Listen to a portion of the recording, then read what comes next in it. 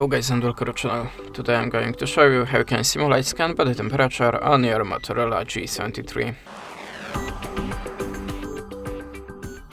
So at the start we have to open the Play Store, then look for the body temperature app.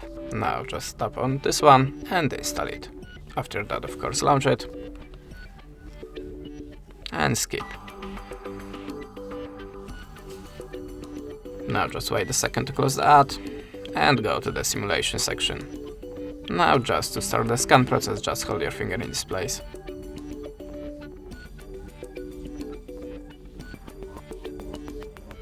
Wait a second again, close the ad, and here is my result. If you want to save it, just tap on this button and click save. And that's it. Thanks for watching, leave us a subscribe or a comment, and goodbye.